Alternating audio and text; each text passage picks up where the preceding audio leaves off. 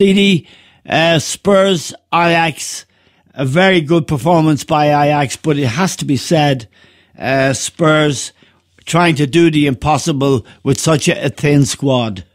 Yeah, well, I think they still got a chance. I think if you look at the game, I was very disappointed by Spurs. I felt that the way Ajax plays suits them. Yes. But they were lacking pace going forward. I think Son is a huge loss. He is, yeah. But if you look at the game where it panned out, I think in the end it was still a good result because they could have lost again 2-3-0. Yeah. So I think they've got a chance to turn it over in Amsterdam. Yeah, John, without Harry Kane and Son, it's hard to see where the goal is going to come from.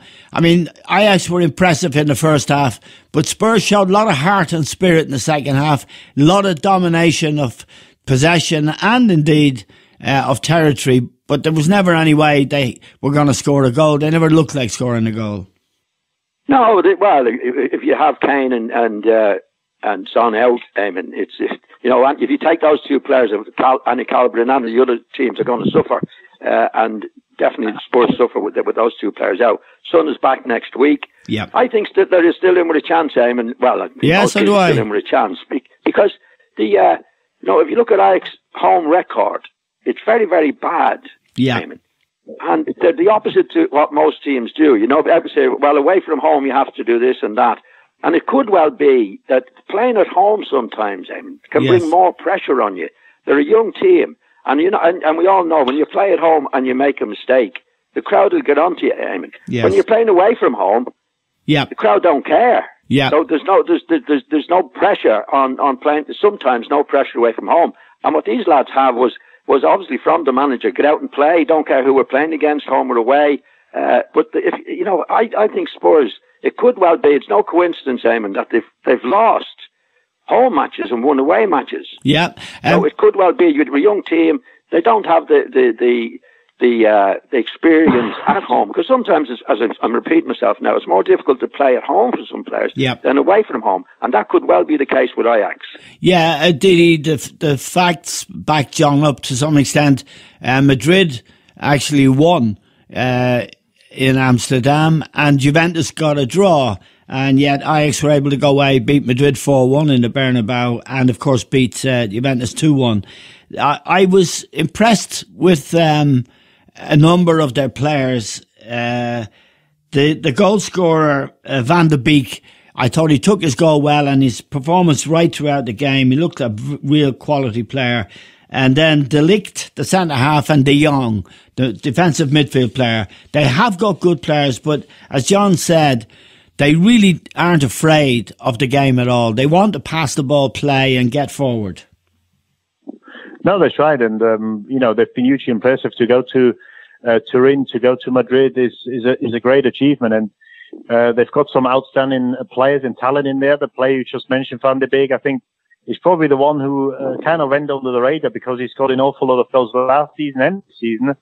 I think there's talk in the paper today that Real Madrid might be interested. And I'm not surprised because I think he was their standout performer, not only because he scored the goal, he covered a lot of ground. He's an all-round midfielder and he's technically very gifted, strong, powerful boy. We'll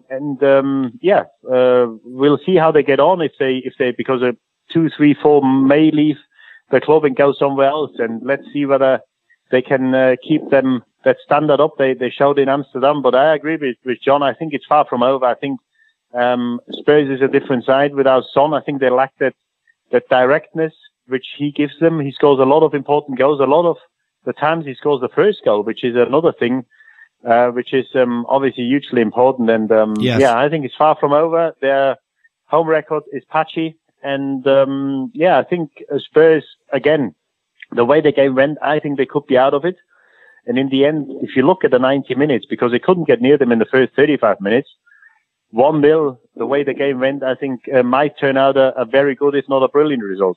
Yeah, John, what is impressive about Ajax, regardless of how this game, the return leg goes next Wednesday, they're a very young team with outstanding players, real composure, clearly well coached, and the fact that they're bringing young players through, which is something none of the Premier League teams really are doing. They did quite spectacularly. This fella Van de Beek looks a seriously good player, and there's also Ziyech, who's a very good player. Neves, good player, but the Ligt, the centre back, is really only 19, very composed, and the composure of them as a group when they have the ball was most impressive. But the point that you and Didi are making, I think, is valid, that it's difficult and harder at home because you have to open teams up. They don't open themselves up. Yeah, it's a psychological thing, Eamon. You know, we say, away from home, that's a very difficult one. Sometimes they can be the easiest ones and vice versa. It's just that their home record is poor. There has to be a reason for it, and their away record is good. They've got some very good players, as you say, Eamon. But I think also, like in Holland, they don't bring in many what we call foreign players, do they, Eamon? No, they can't afford to buy the big.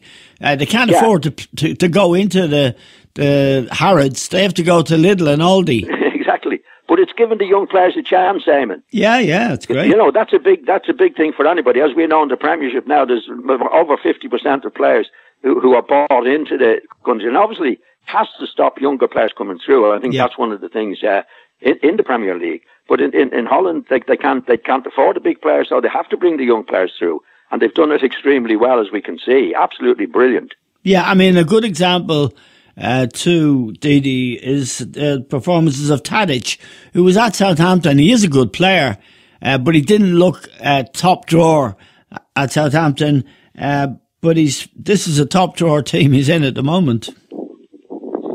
Yeah, I think it suits him the way they're set up. I felt he did very well in Southampton. He could have gone to bigger clubs, but he played in Holland before. He wanted to go back because he said the Premier League is very taxing and very physically demanding. Yes. And he plays up top now as a lone striker. He's got a lot of young kids around him who are very quick and very eager to cover the ground for him if he needs to. But I've got to say, the way he holds the ball up, what he gives to the team with his experience, and Bailey Blind to mention as well. Yeah. So they've got these two experienced players in the team who lead the young ones. It's just a perfect fit, and nobody expected them in the semi-final. They've got a great chance. I think they were 250-1. They played 3 qualifying rounds, Yes. So they started, I think they played the first game in July. It is an outstanding achievement, and Tadic is, certainly one of the key players. Who's deserves every bit of credit he gets, because I think he's been, everybody's talking about these young players, but I think his role is as important as any others in the team.